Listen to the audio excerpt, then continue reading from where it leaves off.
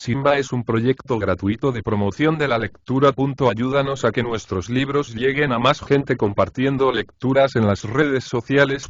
Si puedes y quieres, también puedes hacer una donación para mantener el proyecto y posibilitar que nuestra biblioteca siga creciendo. Ratón Pérez Luis Coloma. Cuento infantil. Índice. Dedicatoria a su Alteza Real el Serenísimo Señor Príncipe de Asturias, Don Alfonso de Borbón y Battenberg. Señor, hace cerca de 20 años que escribí estas páginas para S.M. el rey de Alfonso XIII, vuestro augusto padre.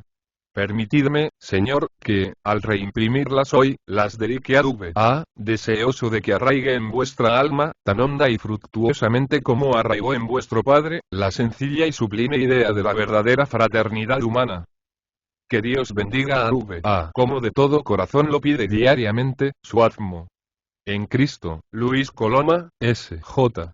Ratón Pérez. Sembrad en los niños la idea, aunque no la entiendan. Los años se encargarán de descifrarla en su entendimiento y hacerla florecer en su corazón. Entre la muerte del rey que rabió y el advenimiento al trono de la reina Mari Castaña existe un largo y obscuro período en las crónicas, de que quedan pocas memorias. Consta, sin embargo, que floreció en aquella época un rey Bubi I, grande amigo de los niños pobres y protector decidido de los ratones. Fundó una fábrica de muñecos y caballos de cartón para los primeros, y sábese de cierto, que de esta fábrica procedían los 3 caballitos cuatralbos, que regaló el rey de Bermudo el Diácono a los niños de Isem I, después de la batalla de Bureba. Consta también que el rey Bubi prohibió severamente el uso de ratoneras y dictó muy discretas leyes para encerrar en los límites de la defensa propia a los instintos cazadores de los gatos, lo cual resulta probado, por los graves disturbios que hubo entre la reina doña Gotoa Gotona, viuda de Sancho Ordóñez, rey de Galicia, y la merindad de Rivas de Sil, a causa de haberse querido aplicar en esta las leyes del rey Bubi al gato del monasterio de Pombeiro, donde aquella reina vivía retirada. El caso fue grave y sus memorias muy duraderas, por más que unos autores digan que el gato en cuestión se llamaba Rusaf Mateo, y otros le llamen simplemente Minini. De todos modos el hecho resulta probado, aunque nada diga sobre ello Baseo, ni tampoco lo menciona el cronicón iriense, y el bueno de D. Lucas de Tuiaga como que se olvida del caso, quizá, por razones de conveniencia.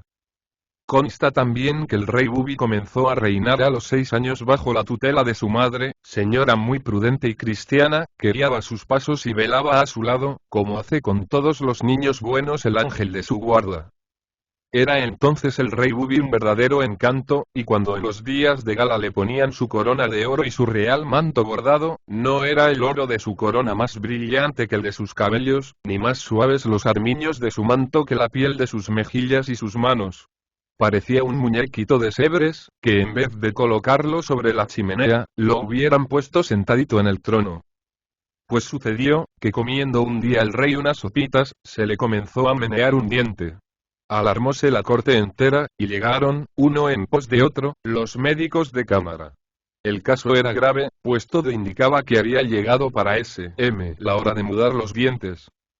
Reunióse en consulta toda la facultad. Telegrafióse a Chacot, por si venía complicación nerviosa, y decretóse al cabo sacar a S.M. el diente. Los médicos quisieron cloroformizarle, y el presidente del consejo sostuvo porfiadamente esta opinión, por ser él tan impresionable, que nunca dejaba de hacerlo cada vez que se cortaba el pelo. Pero el rey Bubi era animoso y valiente, y empeñóse en arrostrar el peligro cara a cara. Quiso, sin embargo, confesarse antes, porque faena hecha no ocupa lugar, y después de todo, lo mismo puede escaparse el alma por la herida de una lanza, que por la mella de un diente. Atáronle, pues, al suyo una hebra de seda encarnada, y el médico más anciano comenzó a tirar con tanto pulso y acierto, que a la mitad del empuje hizo el rey un pucherito, y saltó el diente tan blanco, tan limpio y tan precioso como una perlita sin engaste. Recogiólo en un azafate de oro el gentilhombre grande de guardia, y fue a presentarlo a S.M. la reina. Convocó esta al punto el consejo de ministros, y dividiéronse las opiniones. Querían unos engarzar en oro el dientecito y guardarlo en el tesoro de la corona. y proponían otros colocarlo en el centro de una rica joya, y regalarlo a la imagen de la Virgen, patrona del reino. Pareceres ambos en que descubrían aquellos ministros cortesanos, más bien el deseo de halagar a la madre, que el de servir a la reina. Mas esta señora, que como mujer lista no fiaba de aduladores y era muy prudente y amiga de la tradición, resolvió que el rey Bubi escribiese a Ratón Pérez una atenta carta, y pusiese aquella misma noche el diente debajo de su almohada, como ha sido y es uso común y constante de todos los niños, desde que el mundo es mundo, sin que haya memoria de que nunca dejase Ratón Pérez de venir a recoger el diente y a dejar en cambio un espléndido regalo. Así lo hizo ya el justo Abel en su tiempo, y hasta el grandísimo pícaro de Caín puso su primer diente, amarillo y apestoso como uno de ajo, escondido entre la piel de perro negro que le servía de cabecera. De Adán y Eva no se sabe nada, lo cual a nadie extraña, porque como nacieron grandecitos, claro está que no mudaron los dientes. Apuradillo se vio el rey Bubi para escribir la carta. Pero consiguiólo al cabo, y no sin grande suerte, pues tan solo llegó a mancharse de tinta los 5 dedos de cada mano, la punta de la nariz, la oreja izquierda, un poco del borceguí derecho y todo el babero de encajes desde arriba hasta abajo. Acostóse aquella noche más temprano que de costumbre, y mandó que dejasen encendidos en la alcoba todos los candelabros y arañas. Puso con mucho primor debajo de la almohada la carta con el diente dentro, y sentóse encima dispuesto a esperar a Ratón Pérez, aunque fuese necesario velar hasta el alba. Ratón Pérez tardaba, y el reyecito se entretuvo en pensar el discurso que había de pronunciarle. A poco abría Bubi mucho los ojitos, luchando contra el sueño que se los cerraba. Cerróselos al fin del todo, y el cuerpecillo resbaló buscando el calor de las mantas, y la cabecita quedó sobre la almohada, escondida tras un brazo, como esconden los pajaritos la suya debajo del ala. De pronto, sintió una cosa suave que le rozaba la frente. Incorporóse de un brinco, sobresaltado, y vio delante de sí, de pie sobre la almohada, un ratón muy pequeño, con sombrero de paja, lentes de oro, zapatos de lienzo crudo y una cartera roja, terciada a la espalda. Miróle el rey Bubi muy espantado, y Ratón Pérez, al verle despierto, quitóse el sombrero hasta los pies, inclinó la cabeza según el ceremonial de corte, y en esta actitud reverente esperó a que su majestad hablase. Pero S.M. no dijo nada, porque el discurso se le olvidó de pronto, y después de pensarlo mucho, tan solo acertó a decir algún tanto azorado: «Buenas noches». A lo cual respondió Ratón Pérez profundamente conmovido: «Dios se las dé a V.M. muy buenas». Y con estas corteses razones, quedaron Bubi y Ratón Pérez los mejores amigos del mundo. Conocíase a la legua que era un ratón muy de mundo, acostumbrado a pisar alfombras y al trato social de personas distinguidas. Su conversación era variada e instructiva y su erudición pasmosa. Había viajado por todas las cañerías y sótanos de la corte, y anidado en todos los archivos y bibliotecas. Solo en la Real Academia Española se comió en menos de una semana 3 manuscritos inéditos que había depositado allí cierto autor ilustre. Habló también de su familia, que no era muy numerosa. 2 hijas, ya casaderas, Adelaida y Elvira, y un hijo adolescente, Adolfo, que seguía la carrera diplomática, en el cajón mismo en que el ministro de Estado guardaba sus notas secretas.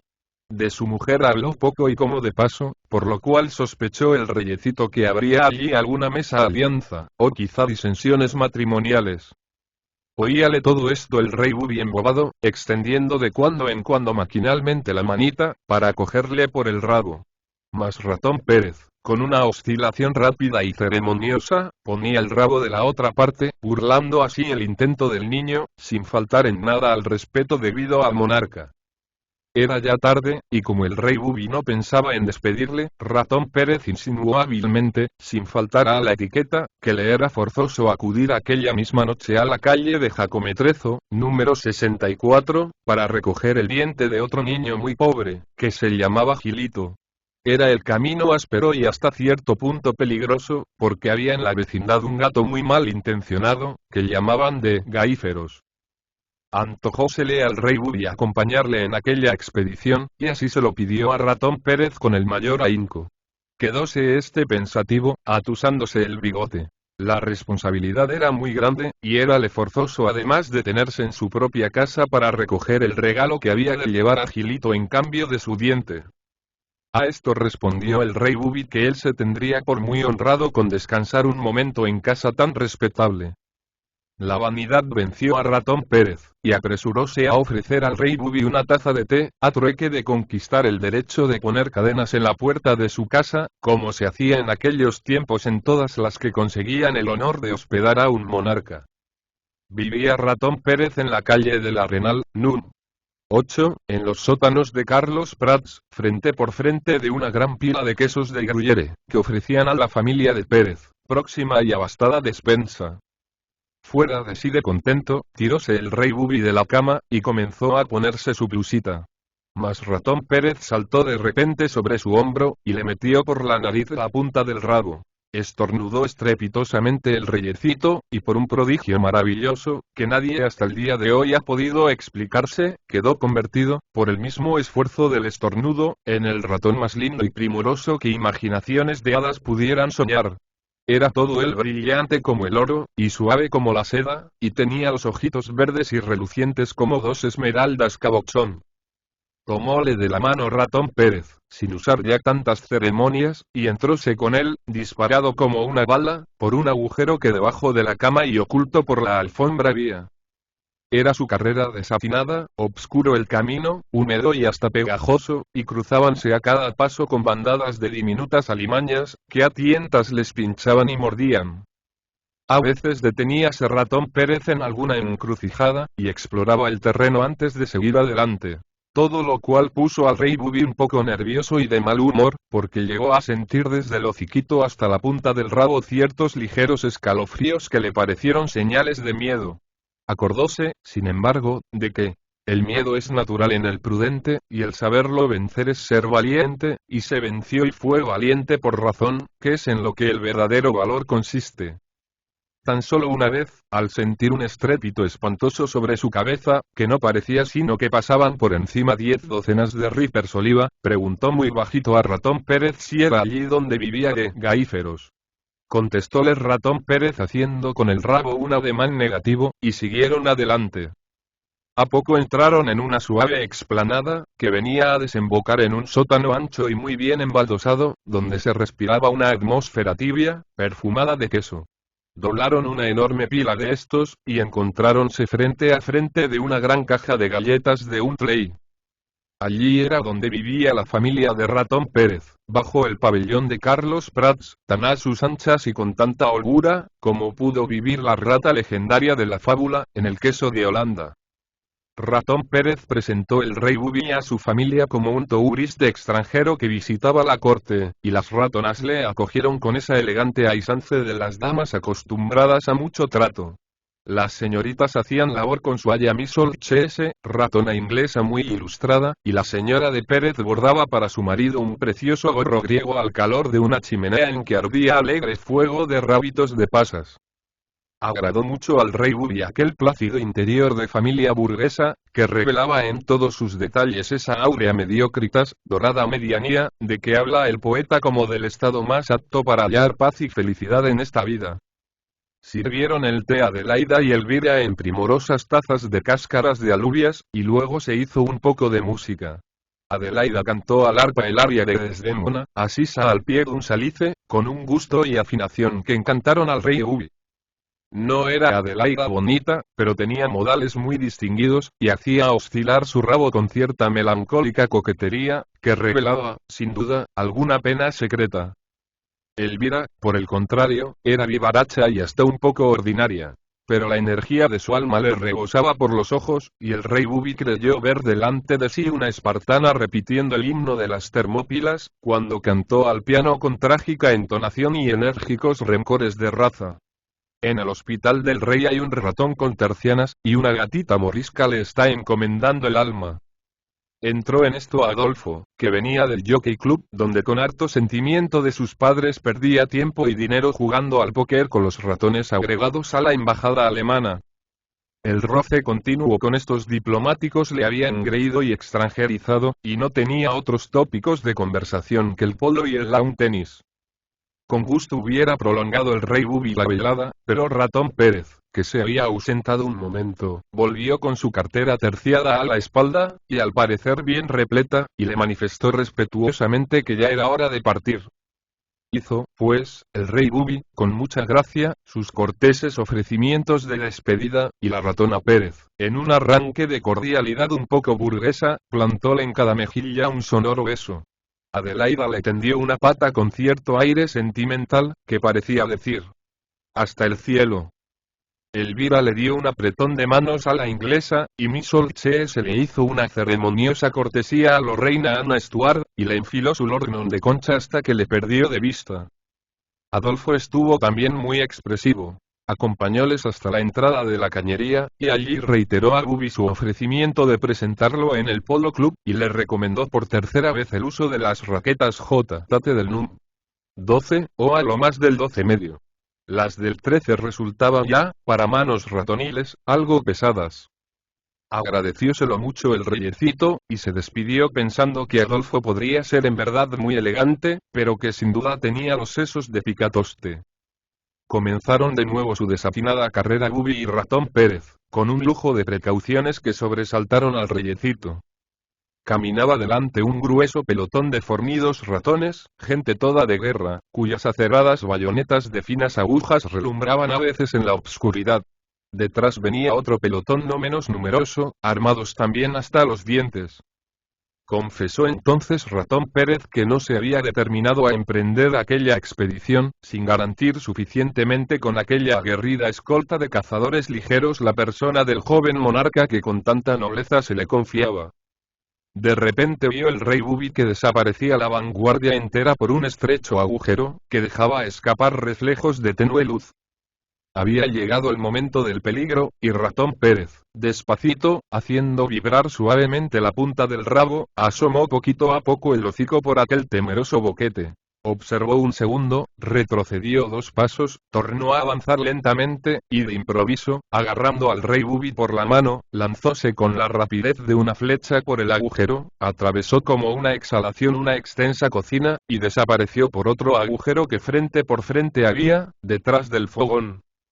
Con la rapidez con que se ven en el día de hoy desfilar los palos del telégrafo por las ventanillas de un tren, así vio pasar el rey Bubi ante sus ojos, en su veloz carrera, el pavoroso cuadro de aquella cocina. Al calorcito de la lumbre oculta bajo el rescoldo dormía el temido Gaíferos, gatazo enorme, cartujano, cuyos erizados bigotes subían y bajaban al compás de su pausada respiración. La guardia ratonil, inmóvil, silenciosa, preparada, mordiendo ya casi el cartucho, protegía el paso del rey Bubi, formando desde el dormido Gaíferos hasta los 2 agujeros de entrada y de salida el formidable triángulo romano de la batalla de Etnoma. ¿Era aquello imponente y aterrador? Una vieja feísima dormía en una silla, con la calceta a medio hacer caída sobre las faldas. Cesó el peligro una vez franqueado el agujero de salida, y faltaba ya tan solo subir a la última buhardilla de aquella misma casa, que era donde Gilito vivía. Todo era entrada en aquella miserable habitación abierta a todos los vientos, y los ratones la invadieron por rendijas, grietas y agujeros, como se invade una ciudad ya desmantelada. Encaramóse el rey Bubi en el palo de una silla sin asiento, única que había, y desde allí pudo abarcar todo aquel cuadro de horrible miseria, que nunca hubiera podido ni aun siquiera imaginar. Era aquello un cuchitril infecto, en que el techo y el suelo se unían por un lado, y no se separaban lo bastante por el otro para dejar cabida a la estatura de un hombre. Entraba por las innumerables rendijas el viento helado del alba, que ya clareaba, y veíanse por debajo de la tejabana del techo grandes cuajarones de hielo. No había allí más muebles que la silla que servía de observatorio al rey Bubi, un cesto de pan vacío, colgado del techo a la altura de la mano, y en el rincón menos expuesto a la intemperie, una cama de pajas y de trapos, en que dormían abrazados Gilito y su madre. Acercóse Ratón Pérez, llevando al rey Bubi de la mano, y al ver de cerca al pobre Gilito, asomando las yertas manecitas por los trapos miserables que le cubrían, y pegada la preciosa carita al seno de su madre, para buscar allí un poco de calor, angustiósele el corazón de pena y de asombro, y rompió a llorar amargamente. Pero si él nunca había visto eso. ¿Cómo era posible que no hubiese él sabido hasta entonces que había niños pobres que tenían hambre y frío y se morían de miseria y de tristeza en un horrible camaranchón? Ni mantas quería ella tener en su cama, mientras hubiese en su reino un solo niño que no tuviera por lo menos 3 calzones de bayeta y un vestidito de bombasí. Conmovido también Ratón Pérez, se enjugó a hurtadillas una lágrima con la pata, y procuró calmar el dolor del rey Bubi, enseñándole la brillante monedita de oro que iba a poner bajo la almohada de Gilito, en cambio de su primer diente. Despertó en esto la madre de Gilito, e incorporóse en el lecho, contemplando al niño dormido. Amanecía ya, y érale forzoso levantarse para ganar un mísero jornal, lavando en el río. Cogió a Gilito en sus brazos, y le puso de rodillas, medio dormido, delante de una estampita del niño Jesús de Praga que había pegada en la pared, sobre la misma cama. El rey Bubi y Ratón Pérez se pusieron de rodillas con el mayor respeto, y hasta los cazadores ligeros se arrodillaron también, dentro del canasto vacío en que merodeaban silenciosos. El niño comenzó a rezar. Padre nuestro, que estás en los cielos. Hizo el rey Bubi un gesto de inmensa sorpresa al oírle, y se quedó mirando a Ratón Pérez con la boca abierta. Comprendió este su estupor y fijó en el reyecito sus penetrantes ojos. Mas no dijo una sola palabra, esperando sin duda que otro las dijese. Emprendieron el viaje de vuelta silenciosos y preocupados, y media hora después entraba el rey Bubi en su alcoba con Ratón Pérez. Tornó allí a meter en la nariz del rey la punta de su rabo. Estornudó de nuevo Bubi estrepitosamente, y encontróse acostadito en su cama, en los brazos de la reina, que le despertaba, como todos los días, con un cariñoso beso de madre.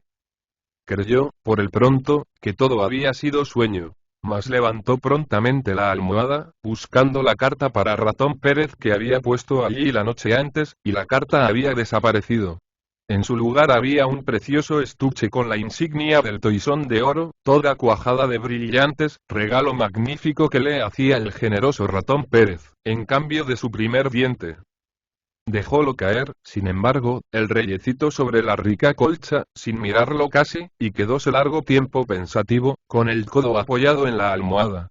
De pronto dijo, con esa expresión seria y meditabunda que toman a veces los niños, cuando reflexionan o sufren. Mamá, ¿por qué los niños pobres rezan lo mismo que yo, Padre nuestro, que estás en los cielos? La reina le respondió. Porque Dios es Padre de ellos, lo mismo que lo es tuyo. Entonces replicó Bubi aún más pensativo: ¿seremos hermanos? Sí, hijo mío. Son tus hermanos. Los ojitos de Bubi rebosaron entonces admiración profunda, y con la voz empañada por las lágrimas y trémulo el pechito por el temblor de un sollozo, preguntó. ¿Y por qué soy yo rey, y tengo de todo, y ellos son pobres y no tienen de nada? Apretóle la reina contra su corazón con amor inmenso, y besándole en la frente, le dijo. Porque tú eres el hermano mayor, que eso es ser rey, ¿lo entiendes, Bubi? Y Dios te ha dado de todo, para que cuides en lo posible de que tus hermanos menores no carezcan de nada. Yo no sabía eso, dijo Bubi, meneando con pena la cabecita. Y sin acordarse más del toisón de oro, púsose a rezar, como todos los días, sus oraciones de la mañana.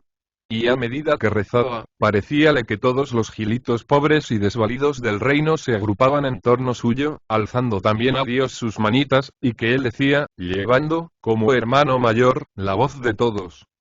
Padre nuestro, que estás en los cielos. Y cuando el rey Bubi fue ya un hombre y un gran guerrero, y tuvo que pedir a Dios auxilio en los trabajos, y darle gracias en las alegrías, siempre dijo, llevando la voz de todos sus súbditos, pobres y ricos, buenos y malos. Padre nuestro, que estás en los cielos. Y cuando murió el rey Bubi, ya muy ancianito, y llegó su buena alma a las puertas del cielo, allí se arrodilló y dijo como siempre. Padre nuestro, que estás en los cielos. Y en cuanto esto dijo, le abrieron las puertas de par en par miles y miles de pobres gilitos, de que había sido rey, es decir, hermano mayor, acá en la tierra. P.